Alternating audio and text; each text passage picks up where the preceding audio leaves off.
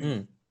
And it's kind of amazing because it actually starts back before the radio. There was a movement called the Chautauqua Movement, and it was kind of like a big lecture series. It started out on the East Coast, but right here in Boulder, Colorado was a big stop. And typically as the people would follow the agricultural seasons, and at the end of harvest, they would harvest everything, and then the families would take multiple weeks to go on a vacation. And so they would go out to this big Chautauqua Park where there's still a lot of trails and lodges and things.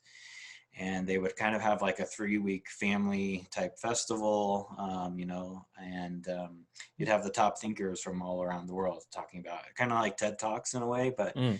back before there was all that media and technology.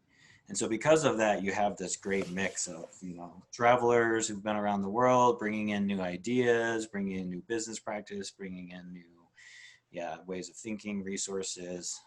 And so it's really an interesting place to be. Mm. And So there's a, some yeah, sorry, go ahead. some people say it's around this area is the throat chakra of the planet. So there, I think we definitely have a lot of ability to take all this new information, and then there's enough affluence or money here and people are willing to invest it in ways that we can create a better sustainable world, not just looking at the Yeah. financial. But the reality is that technology, even like every single piece of software code written, is already based on a spiritual practice from the I Ching, which is a very beautiful way to understand birth, life, death, and rebirth. So the cyclical nature of all of life and how it's always changing, because all our technology is based on ones and zeros, on, off, and then we develop code, and then it's interesting to recognize the similarities, that there's actually 64 kilobytes in one character, for each character that we have to create to develop a language. Well, there's 64 I Ching hexagrams.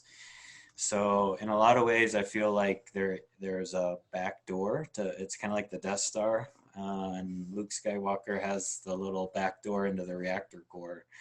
That the reality is we have the opportunity to take advantage of that and really use it to our advantage, and look at it as a friend and be more creative with it. And if you look at the Mayan or even like pre-Inca, even Egyptian, like they had a balance between solar time and lunar time, and their calendars were based on both. And I think what you see and get more in touch with when you're in lunar time is the cycle of birth, life, and death, right? You're like new moon all the way to like rising full moon, and then down back to new moon. So it's like the breath of the earth. And, but that really gets us in tune with moon cycles, which are more cyclical. And then the masculine, or the like solar driven time, is like the sun, it just shines out.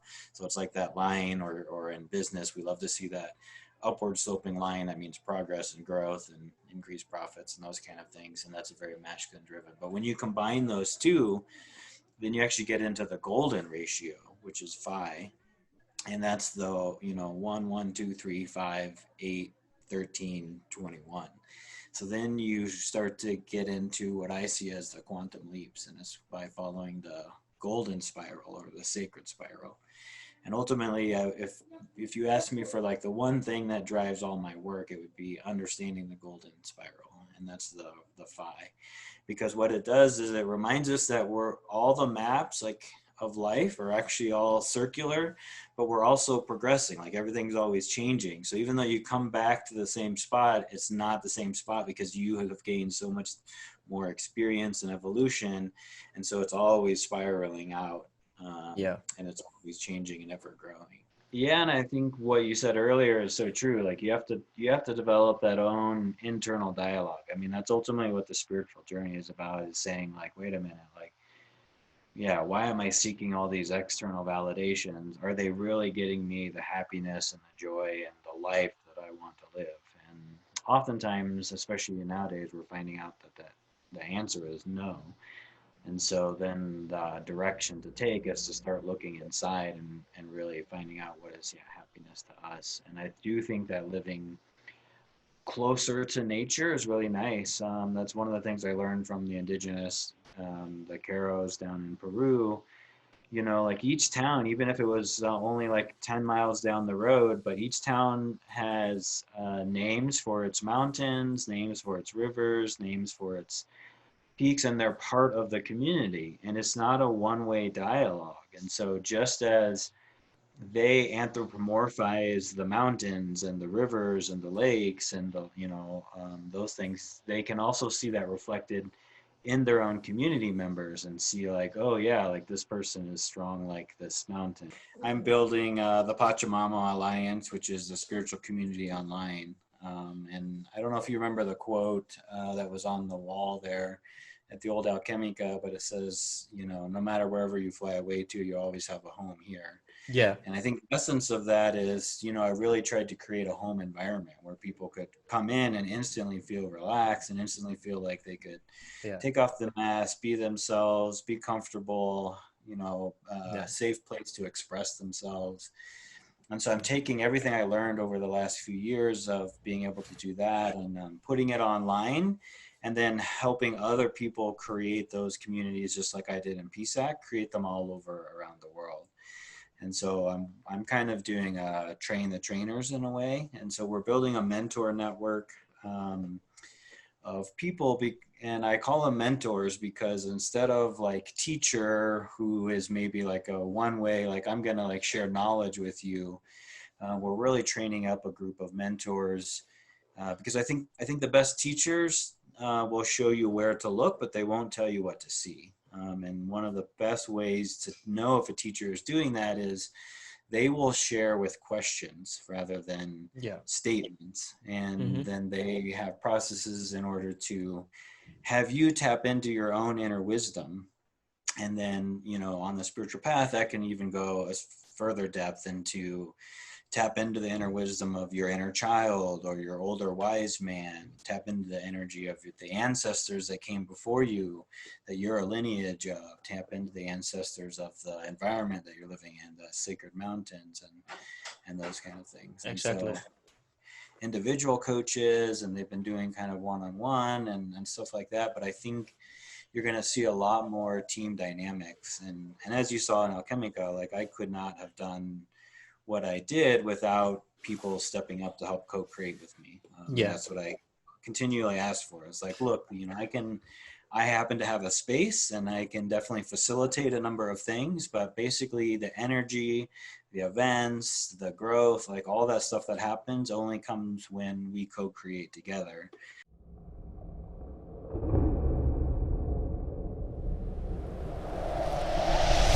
Hello, everyone. Welcome to Common Underground Podcast. I'm your host, Jasper Roanhuis. And today I'm joined by Nicolas Demuth. He is a friend of mine that I've met in Pisac. Like many of our guests, I've met in Pisac. And it's actually a pretty small little story I want to tell to people because it's actually how through synchronicity we met each other. So before I went traveling, I used to drink a lot of blue lotus tea, which is for the Egyptian is a sacred plant. I have there an Egyptian ankh, so it's deeply rooted into my own philosophy, their way of living. And for them, this was the seed of creation. And so I had a very strong connection with this plant. It's really like made me more sensitive to energies and to other people. And I had and it's also a healing plant. And so later, when I went traveling in Peru, I didn't know anything about Pisac. I just knew that there were ruins there, and I wanted to go to these ruins and I want to visit them. So I just had one piece of clothing with me, and I was looking at going to my hostel, and I saw the sign called Alchemica, and I have my own background in chemistry and also in alchemy. And so I thought, no, it must be an interesting place. So I went to my own hostel, and there was no one there.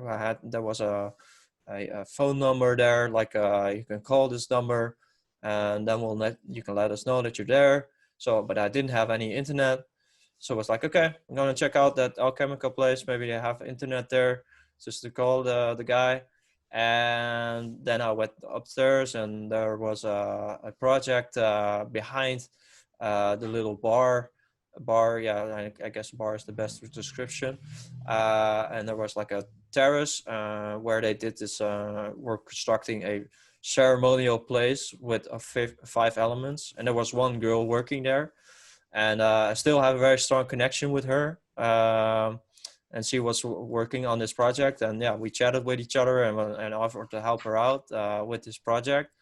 And I didn't know whose project it was or what the project was actually about. It was just my feeling like, okay, I want to just be here with her, and also this project seems for me very genuine and something I want to be a part of. And so I started helping out, and then eventually you stumbled in, and we met each other. And yeah, this ceremonial place was with the five elements, and the blue lotus being the fifth element. Yeah, very interesting experience for me, because I feel like the plant has guided me towards this place and meeting you eventually, and also my I wouldn't call her my girlfriend, but she's a girl that I'm very close to. Um, so yeah, from other talks that we had, I know that you were involved in Burning Man, and you did some art projects there. That's most of your that's a big part of your background. Right. You're currently in America. Where exactly are you right now? I'm in Colorado, so it's another mountain town or near mountains. It's the Rocky Mountains, though, and there, yeah, it's another sacred place for me. I actually lived here like 13 years before Peru, and now I'm back. It's a little town called Boulder. It's also another little spiritual hotspot. And it's really kind of interesting because it's also the new kind of Silicon Valley. And I think that's a good thing because you're getting a lot more spirituality and at least awakened conscious business practices, people looking out for, not just the monetary bottom line, but the ecological and the social and cultural bottom lines. And it's really affecting how a lot of big corporations are, starting to operate, starting to build teams, and it's a great hotbed to kind of be around a lot of top thought thinkers, artists, some amazing artists like fractal art, if you're into like fractal art or Mm. DMT type art. Android Jones lives here. Hmm. Yeah, a number of different musicians, Polish and Islanero, and yeah, numerous different musicians. Okay. Yeah, lots And of art here.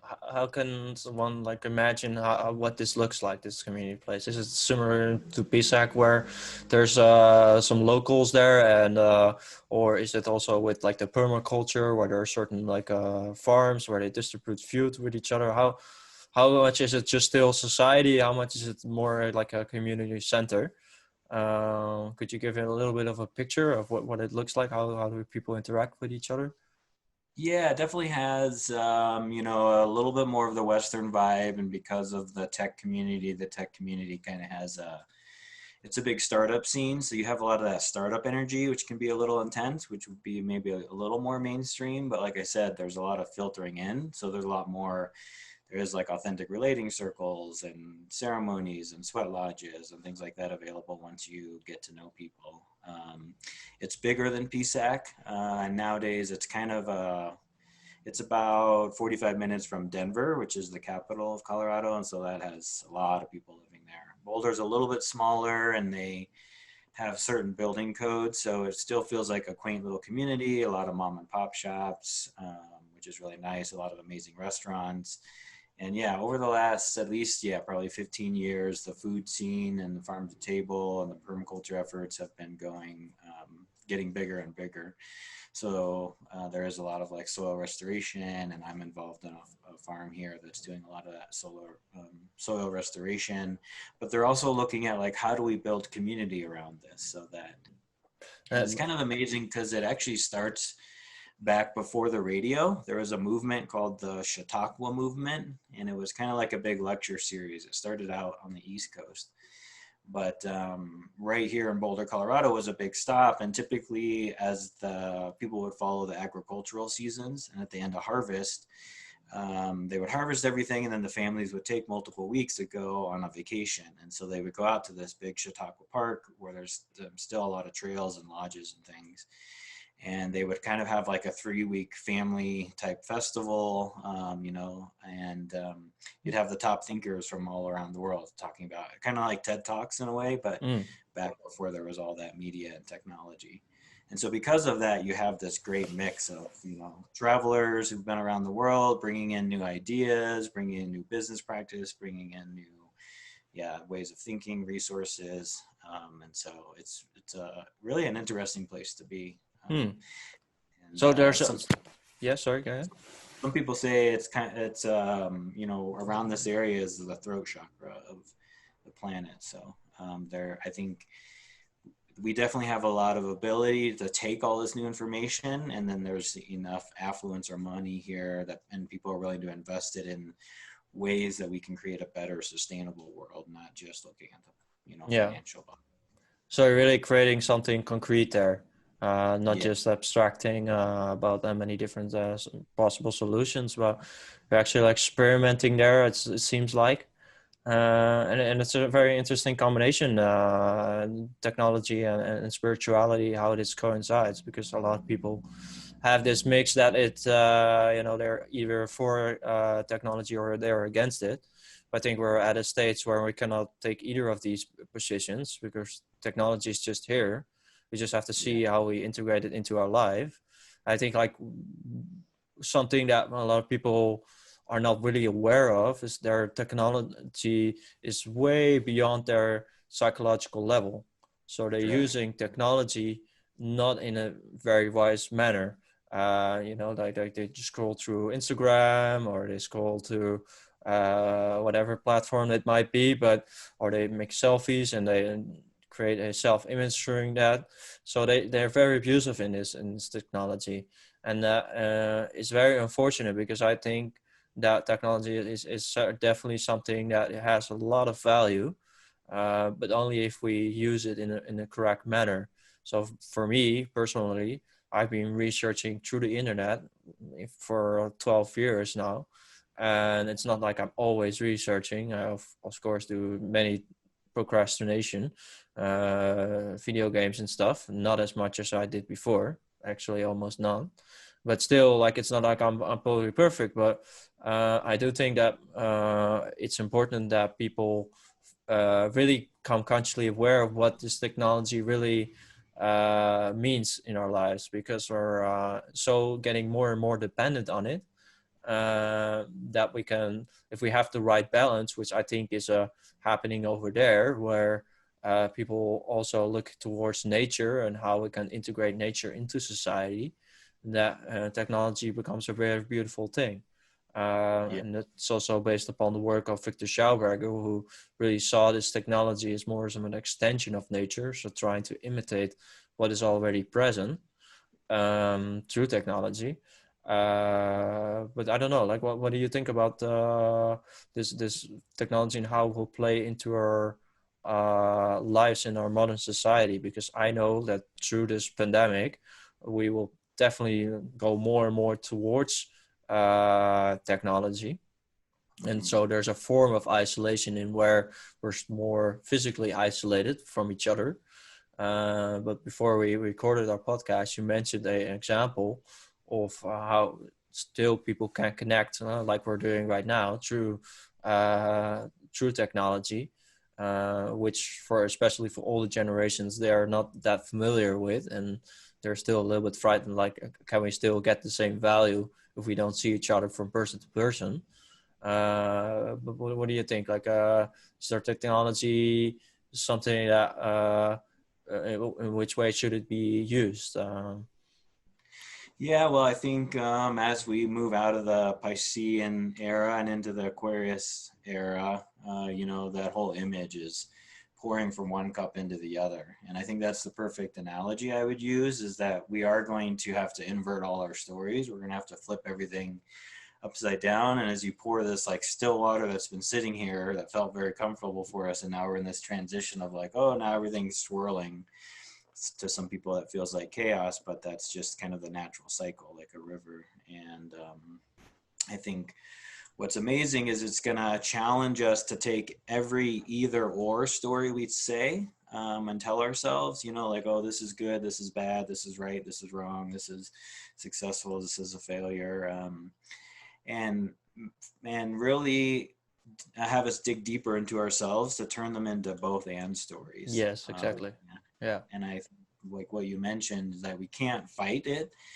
I think, yeah, there's a lot of resistance in the spiritual community where they almost either want to fight it, resist it, or like completely ignore it. And I think the only thing that is permanent in life is change. And so we have to learn how to adapt with change. And that also means accepting what's here. It is already here. I think there is definitely that slippery slope that you're talking about, and it will be in the wrong hands, can be used detrimentally to track and surveillance and things like that. But the reality is that technology, even like every single piece of software code written, is already based on a spiritual practice from the I Ching, which is a very, beautiful way to understand birth, life, death, and rebirth. So the cyclical nature of all of life and how it's always changing. Because all our technology is based on ones and zeros, on, off, and then we develop code, and then it's interesting to recognize the similarities, that there's actually 64 kilobytes in one character, for each character that we have to create to develop a language. Well, there's 64 I Ching hexagrams. So in a lot of ways, I feel like there's a back door it's kind of like the Death Star. And Luke Skywalker has the little back door into the reactor core. That the reality is we have the opportunity to take advantage of that and really use it to our advantage, and look at it as a friend and be more creative with it instead of trying to just completely ignore it or push it away. Yeah, definitely. That really resonates because like something that I've been teaching myself in my philosophy lessons is I got a lot of requests from people wanting to teach them logics, which is the either or reasoning with the inductive and the deductive reasoning.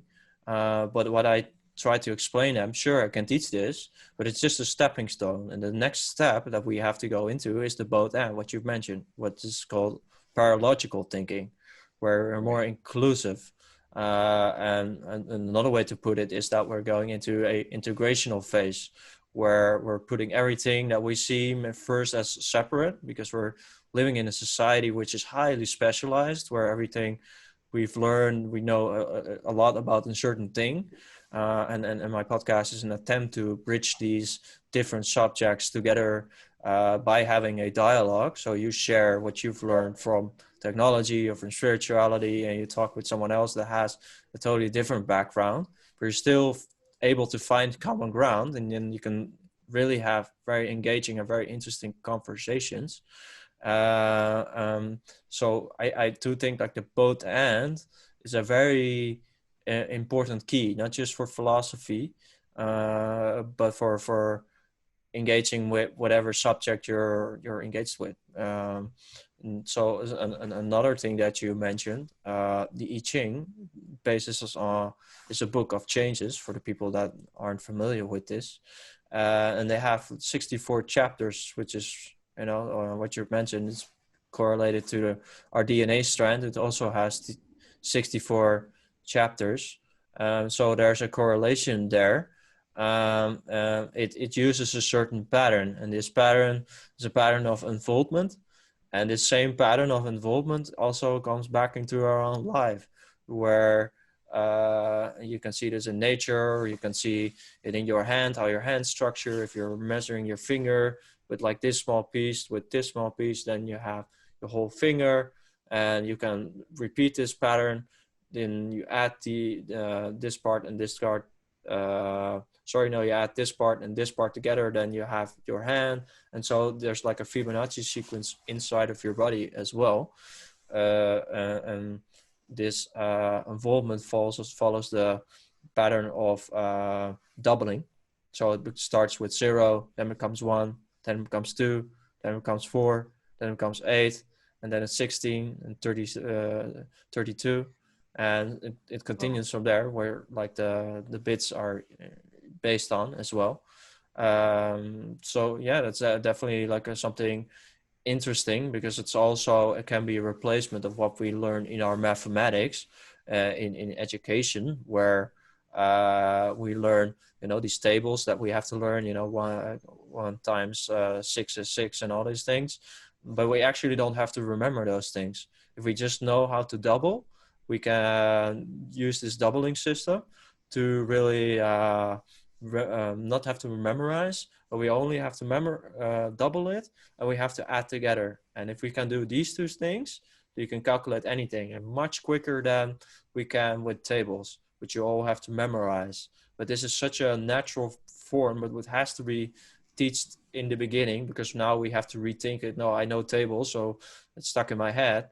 But if we've learned this from the beginning, how the pattern unfolds, and it's also what the Egyptians and what the ancient Chinese practiced, that this what you're describing with the ones and zeros, because with the doubling effect, you can create any number that isn't mentioned. So you can 1, 2, 4. If you want to have 5, then you'll make the number 4 and the number 1. You'll make a 1 code, and the other ones that you didn't use, you make a 0.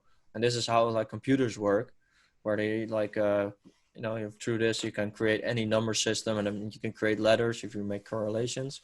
And this, I think it's very, very reflective in what happens in our life as well, where these algorithms exist, and it's all about pattern recognition, that we as humans recognize these patterns, and then magic happens. You could call it math magic. Yeah. Well, and I really think there's even, that next level is understanding that, and I think this is part of the Aquarian era, is if you look at the Mayan or even like pre-Inca, even Egyptian, like they had a balance between solar time and lunar time, and their calendars were based on both. And I think what you see and get more in touch with when you're in lunar time is the cycle of birth, life, and death, right? You're like new moon all the way to like rising, full moon, and then down back to new moon. So it's like the breath of the earth. And but that really gets us in tune with moon cycles, which are more cyclical. And then the masculine, or the like solar driven time, is like the sun, it just shines out. So it's like that line, or in business, we love to see that upward sloping line. That means progress and growth and increased profits and those kind of things. And that's a very masculine driven. But when you combine those two, then you actually get into the golden ratio, which is phi.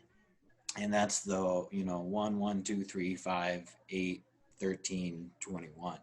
So then you start to get into what I see as the quantum leaps, and it's by following the golden spiral or the sacred spiral. And ultimately, if you ask me for like the one thing that drives all my work, it would be understanding the golden spiral, and that's the phi. Because what it does is it reminds us that we're all the maps like of life are actually all circular, but we're also progressing. Like everything's always changing. So even though you come back to the same spot, it's not the same spot because you have gained so much more experience and evolution, and so it's always spiraling out. And it's always changing and ever growing. So I think that's really powerful. And that deviates from what a lot of people think, like, is time linear, where we're going to another place or another time zone, or is everything cyclical, where they visualize it as a circle. But I think it's Right. much more accurate to visualize it as a spiral, because it touches on, it comes back on a similar theme, but it's never the same, because it's integrated all the previous things that it encountered. And there's also David Bohm, who was a quantum physicist, and he talked about this involvement process, where our life is constantly evolving and there's constantly new patterns revealing. So I could definitely see a link there. And are you familiar with the Mayan calendar, the Solkin? Do you follow that Yeah, one? exactly. Yeah, exactly. And again, I mean, you see the two wheels, and that really is a solar time and a lunar time, Yeah, the which is then Hanukkah. how they get that intermix of like each day has its own uniqueness. Yeah. And exactly like you said, I think again, so it's not just linear time, it's not just circular time. When you combine both of those, you actually get a sacred spiral. Yes. Yeah. And that's that's not just for time, I would say. Correct. But a spiral is also something that comes back in many cultures. When I was in Peru, there was a stone that had a magnetic field inside of it. It was at the Chupa Towers, which is close to Puno with Lake Titicaca. And there's like a magnetic stone. If you put your hand against this stone, you can just feel the energy coming from out of the stone. And it's very like very sacred. And also if you put your phone or compass next to the stone, you can see that it has this interferes with your magnetics. So there's something happening there, and I do therefore I also agree with you that these ancient civilizations, they knew about this principle, and everything follows as a spiral. And it's not something that just mystics are interested in, but it's actually also with the works of Victor Schauberger. He did this with water, where he tried to vortexize water, where the water thereby gets purified, where it sucks in all the air that's more filthy. I don't know if I'm correctly describing this, but if you're looking at a bathtub, you can see that the water naturally like takes this spiral form. Through that, the water also cleanses itself. So he made these pipes that were not straight, but they actually had this form of a spiral, which is much more difficult to make, and you have to have a certain machine to do this. But it holds the water still in a more healthy, more natural state than just transferring just as quickly as possible to the next spot. Like I do think like water is very sensitive to energies that it encounters, and following what you're saying with the phi ratio, the golden ratio, thereby it has a much more healthier, much more lively effect upon us. But there's other scientists like Walter Russell, which also did some work on spirals, and he actually found a lot of things out before it went recognized by the mainstream academia that we now see acknowledged everywhere. But he was very much on front on this. I like if I would explain this in full depth, then I do more research on it. But if people are interested, I would check out the Secret of Light, where he talks about spiral mathematics as well. So I think it's not just an interest for mystics, but it's also an interest for scientists. So that's why I think it's very interesting what's happening there at Boulder, where you're at right now, where they are merging these two. Are they doing something there with spirals as well? I mean, in like smaller communities, maybe for sure. But then, I mean, the one scientist that comes to mind is Nassim Haramein, and he took a big group down there to Peru just a couple years ago. Talked a lot about these. He really believes in a lot of resonance, and so he's looking at it both within water, but also sound, but any of this vibration, and he very much has a lot of postings, on his Facebook page about the natural spirals. It's built into the torus, which is linked to magnetic energy fields, our own body has its own magnetism and energy field. And I think, when you even go back to the Egypt times, a lot of them were using vibrational healing. Even some of those pyramids in Giza were really just using tones and vibrations and sounds in order to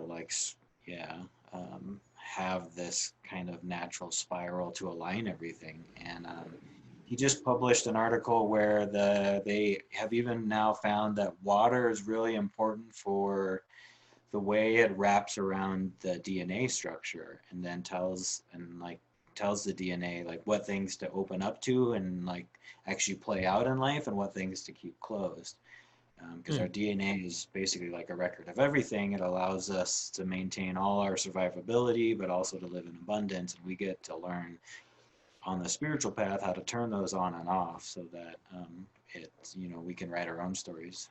But water, I think, is the key to that. And even down in Peru, they had Dapone, where they were looking at and comparing vibration of water from natural spring water to the rainwater. The lakes are very sacred that were coming down the mountains, and they had a lot of better understanding things that we still don't have a full grasp on, that I think quantum physicists are starting to finally step into. Mm-hmm. Uh, but you're right, it is newer, and you can see it in nature. There's a lot of shells. There's different fruits and vegetables, things like that, that form this natural spiral. And when they do that, it's when they're unhindered, when they have like their fullest freedom to basically just form and develop in a free environment, unhindered. And Mm. that's ultimately what this, for me, the spiritual path is about, is like getting out of our own way. Mm. Oftentimes our mind like took over, and we just have to learn how to like let go and reprogram the mind so that it's not driving us, and then we can actually feel that natural harmony of the sacred spiral in our night in our life. Um, Mm. and I think grow and evolve just like all these other natural elements have grown and evolved in this kind of spiral shape. Mm. Mm. But you're right, it's built into the body, and I think it's really beautiful to see the merging now. Like in a lot of the quantum physics and quantum sciences is starting to be able to test and validate and point towards a lot of the areas of science or of mysticism and shamanism and indigenous wisdom that are actually being validated now by the science, which is beautiful. Hmm. Yeah, and also know that a lot of what you've mentioned with the DNA strand, a lot of our DNAs are strand is actually deactivated. Correct. Do you know how big this percentage is, or would it be different for everyone? What do you think? Yeah, I don't remember the number off the top of my head, but it's a significant amount of what we're currently labeling as junk DNA. We label it junk DNA because we don't know what it's for, Mm. but it's probably a bad name. It's still untapped potential that Yeah. yeah. But we're starting to see even within that genetics, like we have confirmed that our environment can turn certain things on in our DNA or turn certain things off. Hmm. And it's all done through meta tags, basically kind of like little post-it notes or little signposts that say like, oh, this is important for us now, so keep this open so it can be replicated and be used when we need it. And then, oh, no, we're in a safe environment. We don't need all these survival skills. We can actually close some of these down so we're not under stress so much and actually open our creativity and our imagination. Hmm. I guess you And need a safe or at least a more comfortable surrounding for that, where you already have a supportive environment where people live more in a communal sense instead of like you could be attacked any moment by the person standing next to you.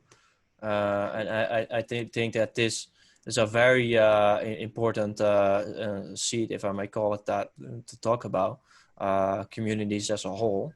Because I yeah, think we have to transition into having not just local communities, but we have to start more like a global community where we share amongst each other more openly.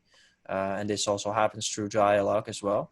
It will take I think it will take a while for this transition really happens, but I think there's a lot of people, and I think you are also making concrete steps towards this.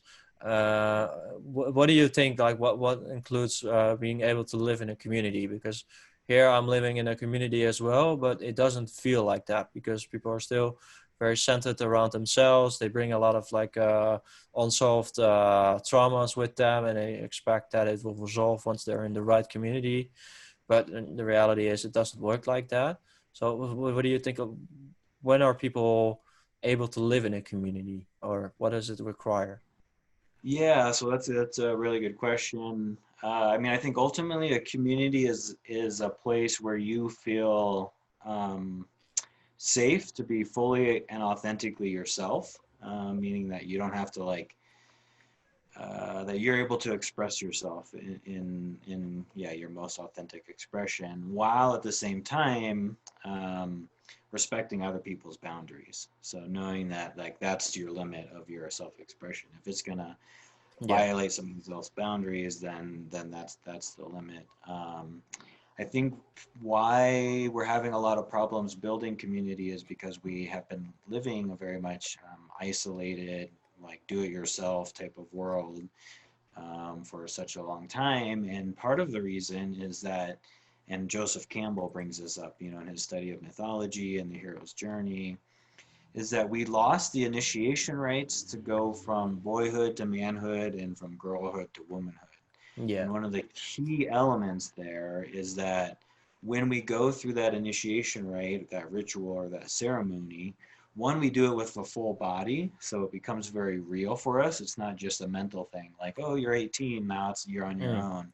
You actually go through a ceremony where your old self dies, the old self that was dependent on having to follow your parents' rules and everything else. And then you're given permission, you know, by the elders in the community and your parents to say, hey, now you're your own person. You're free to do whatever you want in this life, but ultimately you have to understand that you now take responsibility for all your actions. So Yeah. you can do whatever you want, but know that like you're going to have to be responsible for, you know, the good and the bad that Yeah. happens from that. Yeah. And that Mhm. got lost. And so I think that's why you see a lot of these communities struggling and not really, yeah, working super well. Is we need to rebuild those ceremony and rituals back in, and then we do need to build it in a way where the individual space and the shared vision space, like the community has to have a shared vision. And there can be all different types of community. There can be communities that are like really strict and want to be like, whatever, you know, no alcohol, no dancing, no fun, whatever their thing is. Or there can be completely open communities, and you have to find which one is right for you. And but in order to really find which one is right for you, you have to unlock that in yourself. Yeah. You have to start taking responsibility for your own action, and then really start to ask yourself like, what makes me me, instead of, you know, what my parents told me I should be, what my culture told me I should be, what my religion told me I should be. You get to now start to make your own decisions. Mm-hmm. And so that a community has to really facilitate those transitions for it to be successful. Hmm. Yeah, so I would gather from that you should start your not on your own community with necessarily with other people, but you should start a community within yourself first, so that if you have this bond with yourself, you can engage with others. So freedom thereby also has a double-sided, and where if we're free to express ourselves, that also means we have a responsibility. uh, I'm curious about what like here that they have a certain method. I don't want to. I'm not going to mention any name, which I'm currently at. The community I'm currently at, they have more of a method, a certain way of approaching. But methods are always very static and Right. don't allow for a lot of flexibility. So what I always say is that we should have plans, but we should deviate from our own plans. We should have a strategy, but we deviate from our own strategy. So the strategy comes from the ego, where we try to organize things which are very useful. But if we don't allow ourselves to deviate from these plans, then we become very rigid. Because we as humans, we don't know everything. We make mistakes. Our community might not be in alignment with everyone that partakes in it. So I think a very valuable key is giving the other people the space where they can share their own critiques or what they're feeling. And that's why I think a dialogue again is a very important aspect to this, where people are allowed to talk openly. And there first has to be a very safe environment where you can do this. Normally it's only a one-on-one where you can have this conversation like, dude, this is where I'm struggling with. But overall, within the community, I am fortunate enough that I met people that have very like nice communities, and where you had this space. But it's always very difficult, but especially in groups where we have this group identity, and we're acting according to what the group identity is like.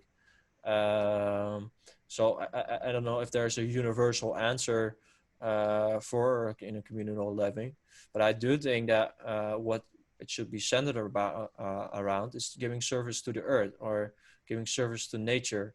And so we accept that we're as humans not perfect, because if we do, then we create all these complexes.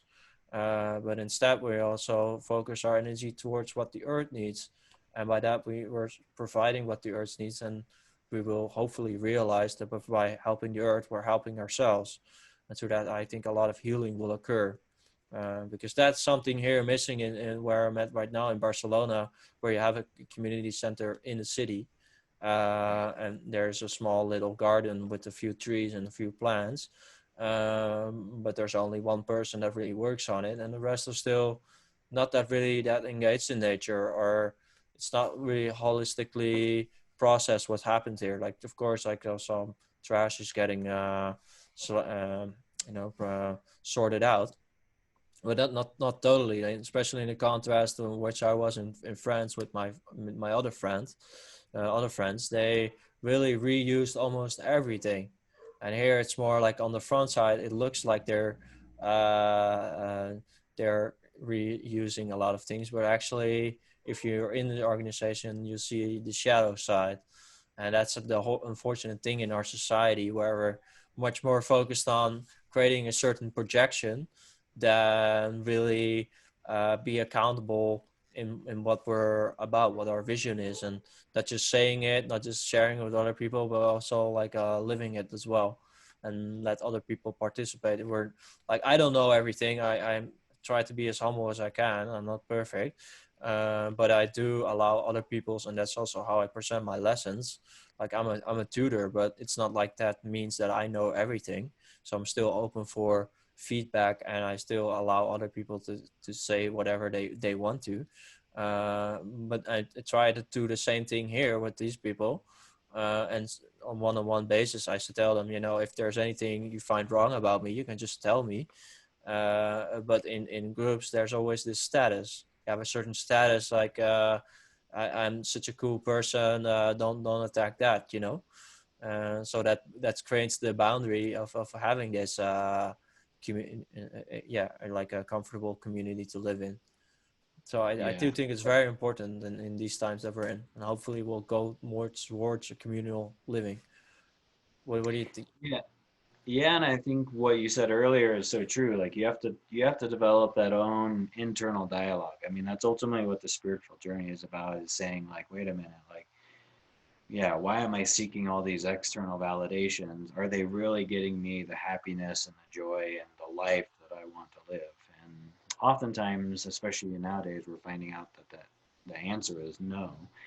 And so then the direction to take is to start looking inside and really finding out what is, yeah, happiness to us. And I do think that living closer to nature is really nice.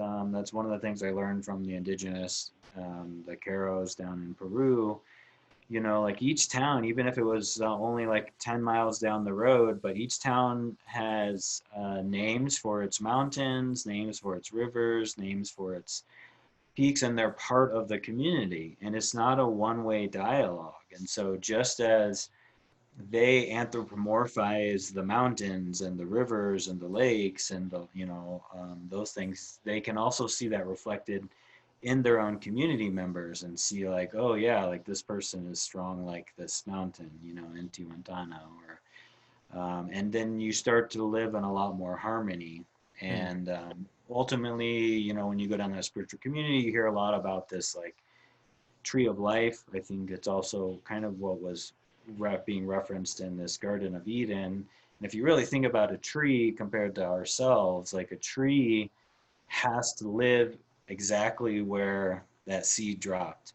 And so it has to learn to live in harmony with everything else around it. And so Mm-hmm. sometimes that means growing on a funky surface, or twisting its trunk, or yeah, really digging deep into roots because it's really windy. Like each tree has its own thing, and so we can learn a lot from nature when we just sit with it, and treat it like another community member, Yes. and actually we can have a dialogue with it, and it can teach us a lot.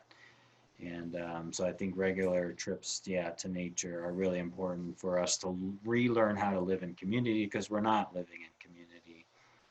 And I think the true path is, how do we empower the individual to trust their inner voice? Because ultimately that's what's happening is, we've been told how to live for so long. We never went through the ceremony boyhood to manhood, girlhood to womanhood, to like take on responsibility for our own actions. And so we're still kind of living like we have parents, whether that parent now be a government or a job or whatever. We're still living like little kids trying to follow all the rules, Hmm. and it's not bringing us happiness. So um, it's What what finding our own empowerment. what would these ceremonies look like? Because I know from my own ancestries with the Vikings that they often like so sent a young boy that's 18 years old into the wilderness, and he had to like figure things out for himself, had to fish for Right. himself, and really be self-reliant. And for my in my own journey in my own life, and it's also a little bit later than I was 18, but I went to Peru also to make myself an adult because I have to fix everything for myself. I had to learn the language by myself. I had to navigate and I had a lot of responsibility. So it really made me a lot more wiser and much more self-reliant. But Mhm. what do you had in mind for these ceremonies? Would this be adaptable to each person, or what are some things that are universal in these communities? Sorry, ceremonies. What is something important in these ceremonies which should be included? Well, yeah, I mean, there's three key processes that I think are important. It can happen, and yeah, most indigenous, like especially how boyhood to manhood, like yeah, they're taken at a certain age, usually around teenage-ish, maybe around 16, sometimes earlier, maybe even like 13 in Sparta, or things like that. But they're stripped away from their mother. They're taken to the elder, with just male elders. They're given wisdom, and then they're kind of sent on their own little vision quest where they saying similar things. They had to kind of like learn how to fend for themselves, take their own responsibility, and then come back, having done that all on their own. But they're given some initial guidance. And so one of the things that was really powerful for me is I have been a part of men's work for over 5 years, and I did it through a project called the Mankind Project. And they're an international organization, and that's basically what they did is they've been around since the 70s, but they asked the North American indigenous, the Lakota tribes, for help. And like, how do we like re-indoctrinate healthy men into our society? And so they build a weekend retreat that is basically geared towards taking that man, yeah, away from all his comfort zones, giving him some elder advice, and then there is a bit of like vision questing that has to happen during that Hmm. trip. And so I think the three key pieces that have to happen are you have to let go and release any emotions that are stuck, any resentment against parents, against the decision, against the culture. Like you have to kind of like go through that full rebellion and allow it to come out messy and yell and scream it out and punch the ground, punch a tree, whatever you need to do to like so that you can release it. And then you have to look back and you actually have to find the silver lining and the golden nuggets for everything you went through as a child and realize that, yeah, like maybe you went through some trauma. Maybe it wasn't the best parents. Maybe it wasn't the best culture. Maybe you had to, struggle a little bit. But because of that, now, maybe it gave you skills to be more empathetic. You can connect with people. You can actually feel people's emotions better. You have learned to fend for yourself and learn how to, yeah, like travel on your own or like cook your own food, like all these things. So then you have to like celebrate that. And then after you celebrate it, now you're at what I call the blank slate. And now you can actually reenact the life you want to live. So typically there's like a new name that is taken on that has significance. In like Native American tradition, it would be an animal name and Hmm. then again some type of adjective, so like my first one was mighty moose, that came to me during a meditation, the moose did, and then through my work I was able to add mighty moose. Nowadays my spiritual name is Prometheus. So Hmm. these names can kind of take on different connotations, but it helps to kind of get you in touch with the archetype of the life that you're trying to live and what you're trying to bring to the world. And so Hmm. you take on this new name and then you really create a mission statement. And so part of mine is I co create a world of harmony through balancing the inner masculine and feminine for both myself and others. And I think that's really important. And that's why I talk about, you know, I see a lot of things in masculine and feminine, but to me, that's also sun, moon, that's yin, yang, Mm-hmm. those kind of things. But I think the new story that's being told now is like, it's not just about understanding that there's yin, yang. Now you have to feel the yang within the yin and the yin within the yang. When you feel those four qualities, now you can actually live holistically. Because if you just feel yin or you just feel yang, it's easy to get headlocked and you're butting heads, and that's where you get the either or fight stories. People are fighting each other for how they want to create a new world. But if you can actually empathize with somebody and you have your own, you know, inner masculine and inner feminine, so you can feel into it, you can feel the yang within the yin and the yin within the yang. Mm. And then you can be a bridge builder and you can help people cross that bridge so that they can see a new way of being. You can help them through a transformation. And Mm. then they can begin to start to do that on their own. And then they can be the authors or the creators of their life. Yeah, yeah, and I think that will be different for everyone because I something that I find lacking in New Age, which we discussed in the previous episode, is where they give a universal layout, and that's also what's happening here, where they describe or they subscribe they make a suggestion like you should meditate even though you might not be ready for it. Like I myself am more introverted, so for me meditation is not a very big deal. But putting me in front of like 20 people, that choice I have to make for myself. If you're gonna force me to be there, I wouldn't like it. Right. So you're gonna that is just counter effective, and I think that this happens a lot where you know, for this ceremony, I do think that a child, I rather would have let the child or man in becoming choose its own moment instead of saying it has to be at 18, because then you're already giving the first responsibility, and their first responsibility as a man is to choose when they take this ceremony instead of saying it do it at 18, because for some people that might take longer for them really to become in this adulthood. And if you're saying you have to take the ceremony, then it might have a spin-off which it's not intended for. And I think like ultimately, if you want to get people towards taking their own responsibility, you should give them their own decision that they want to be engaged or not, because ultimately the spiritual path that we're both on, and that there's many people on and more people coming on, is like an awakening, but you cannot push it towards anyone because it takes a very big responsibility, and it's much easier just to see one side, just to take um, uh, you know, if we see the world through good and bad, we can much easier make decisions. But we're becoming in a world where things are much more complicated, and it takes a lot more, much more integration, or much more integrative person to really deals with these complexities. And this is also something lacking in the new age, is where everything is oversimplified. We shouldn't overcomplicate complicate things, but we should also not oversimplify it. So there's also that dual side where you know, it's important to live simply, but at the same time we shouldn't like deny complexity as well. There's a lot of Right. complexity within nature. There's a lot of complexity if you're interacting with humans, but it's all about finding the right balance and live harmoniously. And I would focus my own emphasis on relationship. So it's not necessarily about uh, one side or the other, but it's more what is the relationship between these both.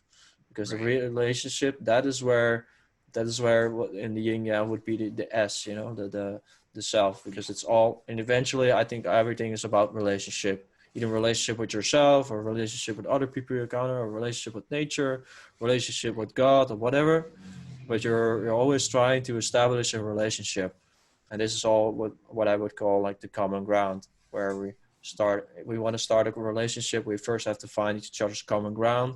I believe our common ground is consciousness, and this is also what Krishnamurti has stated.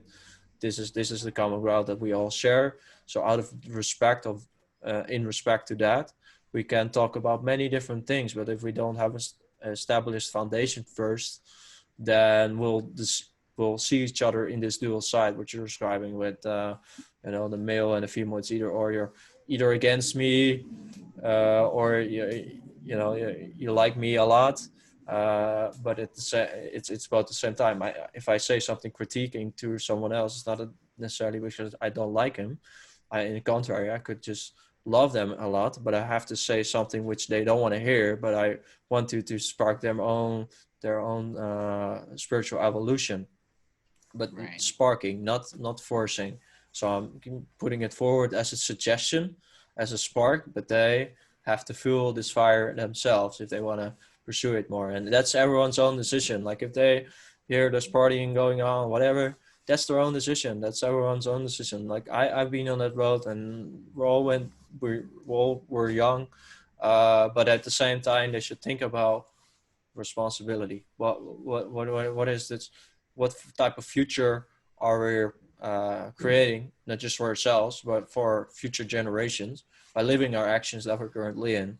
And a lot of people there pushing their responsibilities to scientists or to other people that know more about it than I do. But then this problem still remains because in the end, we are the persons that's responsible. I think a lot of spiritual awakening has to do with becoming more responsible. Like if you're saying I am God, then you have the full responsibility of everything that's created. Because you cannot say like, it happened just out of nothing, and it's not because of me. Because you're saying, and I do believe that we're all co-creators, that we share our responsibility.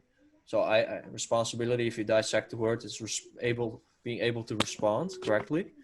Uh, so instead of saying, okay, I need to respond correctly, it's better to say we need to respond correctly, because that includes everyone's potential. Everyone has something else.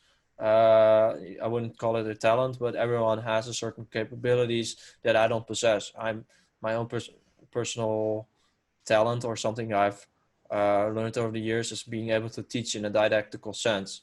But it doesn't make me special or anything, but it is something that I have as a quality. But someone else has another quality which they're good at, so we can interact with each other, and I can give my responsibility through teaching, but someone else can give his responsibility to building something or just helping out in any way that they can. So I hope that once we're living more in a community, that we're sharing more of a responsibility instead of just taking our own responsibility. But maybe here it's also double-sided, where we all have to take our own responsibility, and at the same time we have to take our responsibility. Because we're in a society where everything is very individualistic, and you can see this in the spiritual movement as well, where you have to meditate by yourself, and a lot of spiritual development takes place when you're alone, and that's also true. But at the same time, we should bring it back, what we've learned, to our community and help them grow in their own spiritual growth, and by that we're helping out each other. I think a lot of spiritual growth quickens when we engage with each other instead of like doing it by ourselves, which is possible, but much more difficult. What do you think about that? Yeah, well, and that's exactly why I'm building the Pachamama Alliance, which is the spiritual community online. And I don't know if you remember the quote that was on the wall there at the old Alchemica, but it says, no matter wherever you fly away to, you always have a home here. Yeah. And I think the essence of that is, I really tried to create a home environment where people could come in and instantly feel relaxed and instantly feel like they could Yeah. take off the mask, be themselves, be comfortable, Yeah. safe place to express themselves. And so I'm taking everything I learned over the last few years of being able to do that, and putting it online, and then helping other people create those communities, just like I did in Pisac, create them all over around the world. And so I'm kind of doing train the trainers in a way. And so we're building a mentor network of people, and I call them mentors because instead of like teacher, who is maybe like a one way, like I'm gonna like share knowledge with you, we're really training up a group of mentors because I think the best teachers will show you where to look, but they won't tell you what to see. And one of the best ways to know if a teacher is doing that is they will share with questions rather than Yeah. statements. Mm-hmm. And then they have processes in order to have you tap into your own inner wisdom. And then, on the spiritual path, that can even go as further depth into tap into the inner wisdom of your inner child or your older wise man, tap into the energy of the ancestors that came before you, that you're a lineage of, tap into the ancestors of the environment that you're living in, the sacred mountains and those kind of things. And Exactly. so individual coaches, and they've been doing kind of one-on-one and stuff like that, but I think you're going to see a lot more team dynamics. And as you saw in Alchemica, like I could not have done what I did without people stepping up to help co-create with me. And Yeah. that's what I continually ask for. It's like, look, I happen to have a space and I can definitely facilitate a number of things, but basically the energy, the events, the growth, like all that stuff that happens only comes when we co-create together. And I'm Yeah. willing and open to hear what you want to co-create. Let's do it in a way where we can both collaborate Yeah. and yeah, kind of swim like a school of fish or fly like a flock of birds. Yeah, I And take this metaphor of something I've learned in France of the bees. Bees are very where we have more of a hive mind, and bees will actually play a key role in our transition as well. There they spoke about where bees were actually descended from Atlantis, but people don't have to believe this. But I do believe that these insects are very sacred, and they will help us transition and by raising a frequency, because the bees also work on frequency during they make such a quick their wings fly so quickly that it creates an electric stature, based upon if a flower has a magnetic pulse, they can sense which flower they can get nectar from and which they can't. And there's many different things. If they are attacked by parasites, they can glue the parasite with all the honey and the nectar that they have. And they're very, very intelligent beings, and they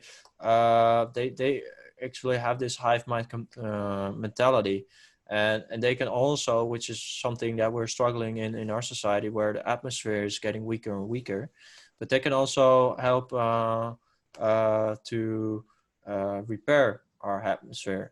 And right, that is something that we're struggling with. So I do think, and that's something I want to work in physical ways with the bees, to really, yeah, you have this cliche saying like save the bees, but it's actually very important in our next phase that we're going into, not just for physical reasons, but also they're spiritual teachers, and they teach us how to really work together as a team.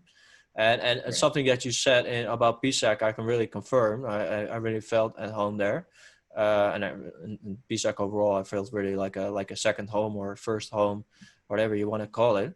But it really even here you always have this persona, and it's not totally bad to have a persona, but you should have it very thinly, just for the necessary protection. But they're really yeah, I can open up and just be myself at the highest level that I didn't even know that I had in me. And I do know that I have a lot of potential, like everyone does.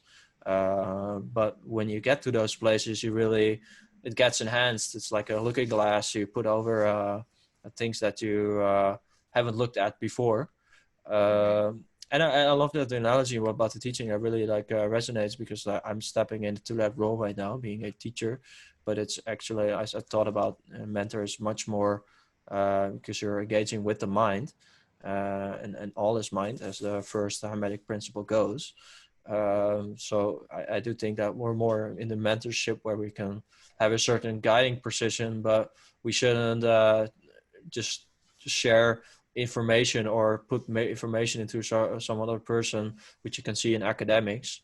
But we should actually more just share openly, where it's more coming from two sides, which here is not really happening. You have this interview in this community. You have an interview, and you write down something about yourself and the stage you're at, but you're not really the person that doing the interview also requires a lot of feedback on things that he isn't perfect at. So if you don't have this two-way dialogue or conversation, then it's not really an exchange, and you have this authority like, I know that I'm good at where I'm at, and you have to work on this and this. And that's always what I didn't like about school, and I didn't like about work, where they had feedback about me, which I appreciate. Of course, I want to learn and I want to grow.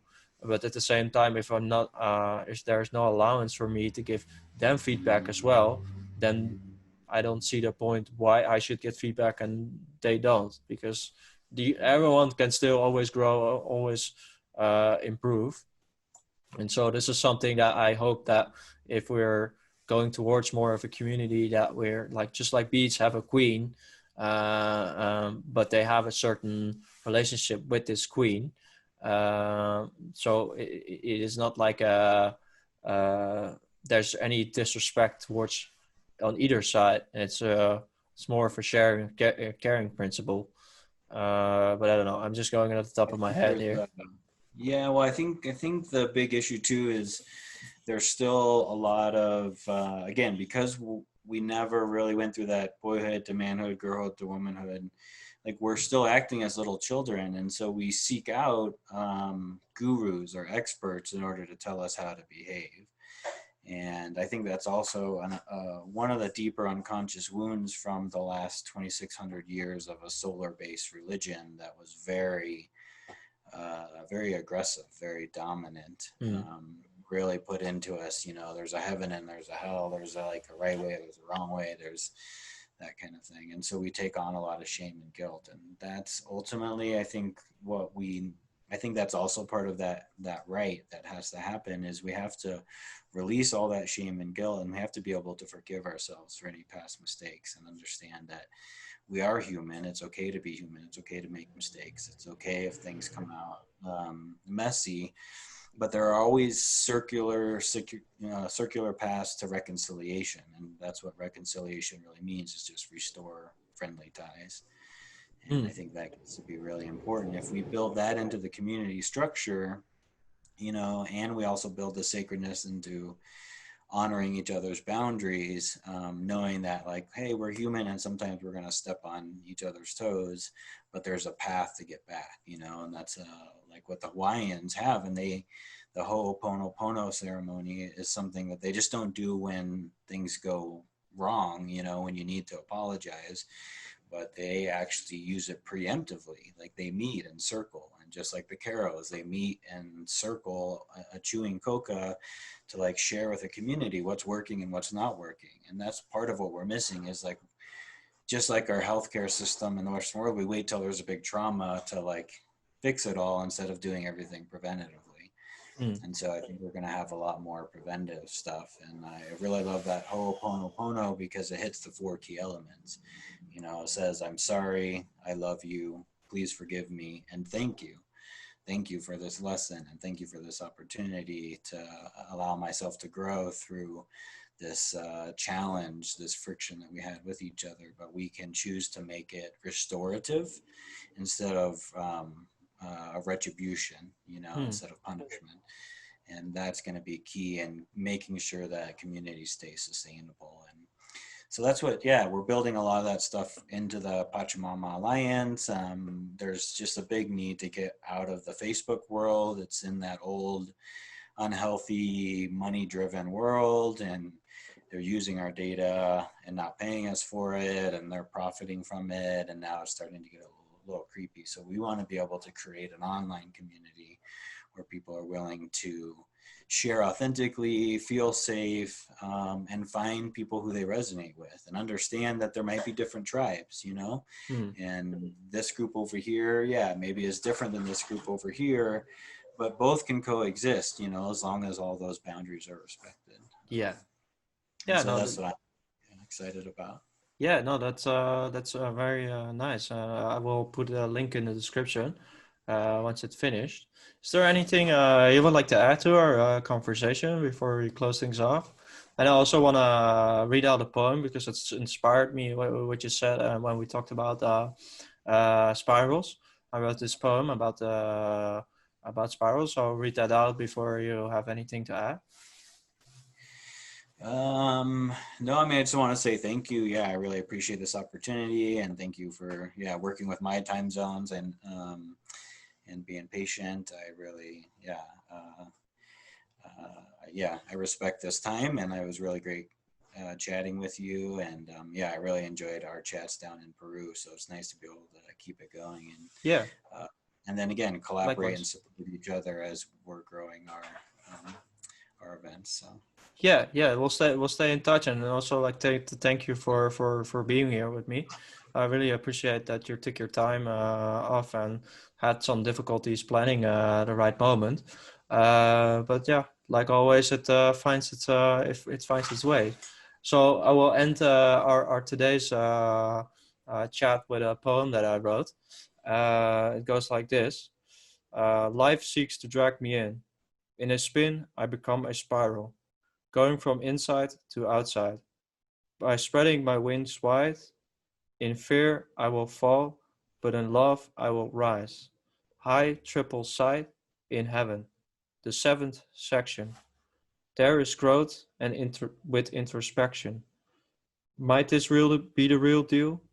I say what I feel, selling my soul or finding tranquility, spiritual mentality and physical reality, coming together into one essence, living by my own blessings. Like the ended and the unbegun, the sun shines eternal, telling the time in this rhyme. For matter is mind, seek and you will find. So that was the yeah, ending of today. So thank you again, Nicolas, for our nice podcast. It was a really interesting conversation. And yeah, thank you. perhaps, yeah, and perhaps in the future we can do another chat when we have a little bit more time, and also with my co-host. That would be awesome to let you meet him as well. And yeah, keep me posted what you're doing with your projects, and let me know if I can help out in any way. Always down to help out, like I've been helping out with your Mhm. uh, community or with the ceremonial place. So yeah, Yeah. always available, and yeah, we'll stay in touch. And Yeah, likewise. Yeah, yeah, please. I definitely look forward to a lot more collaboration in 2021. So yeah, we'll be awesome, in touch. awesome. All right, and tell to the viewers, thank you for watching. Make sure if you really feel that that's something valuable here, share it, and you want to spread it to your friends. That really helps out growing this channel and growing Nick and his work. And yeah, subscribe and like and all that good stuff. And then I'll see you in the next episode. So peace in Lakesh. Peace. Thank you, brother. Have a great day. Thank you.